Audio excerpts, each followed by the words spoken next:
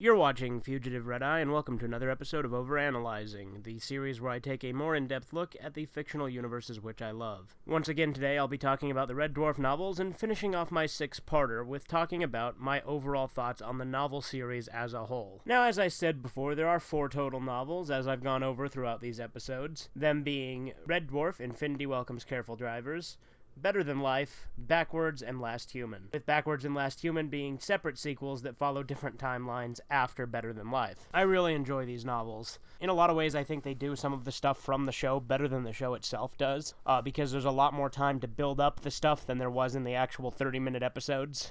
With that being said, I did mention I would be talking about which books were the best and which ones were not as good.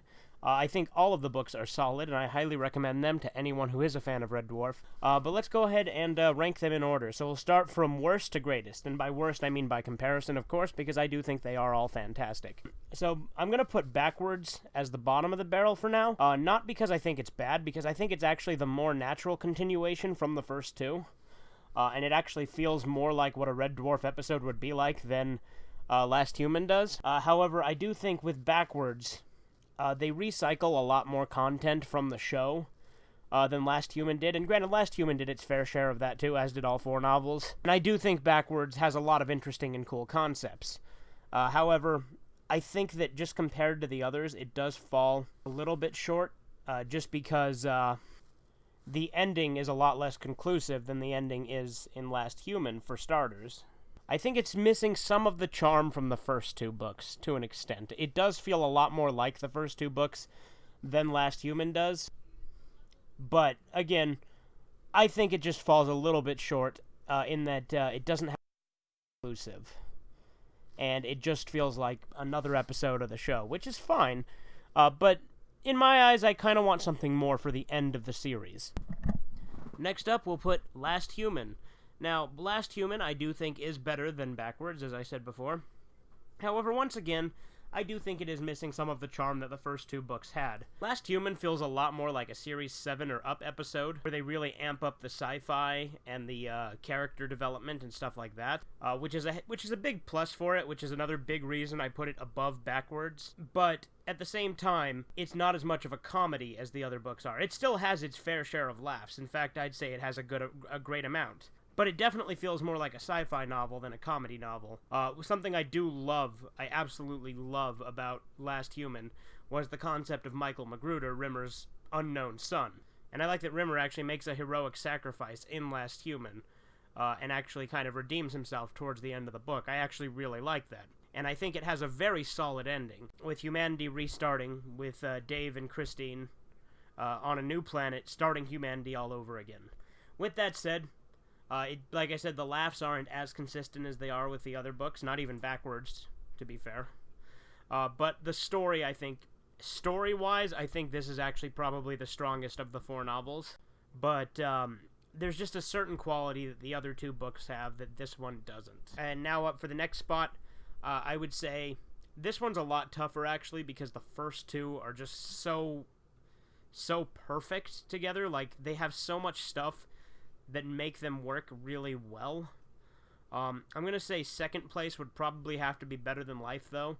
I do like all of the stuff in the game, and I find all of the stuff from Polymorph great, even though it's technically a rehash. They do explain some inconsistencies from Polymorph, as I mentioned in the very first episode of OverAnalyzing.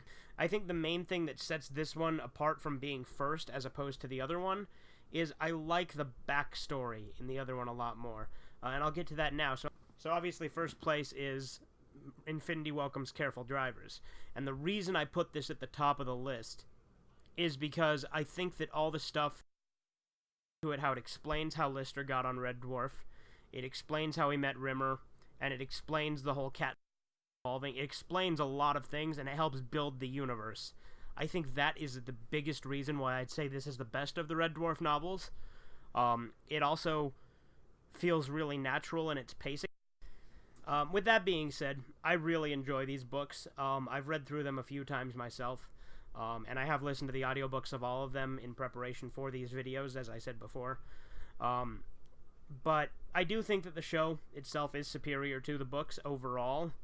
However, I do like that the books are more consistent and don't have all the retcons and crazy shit that the show does.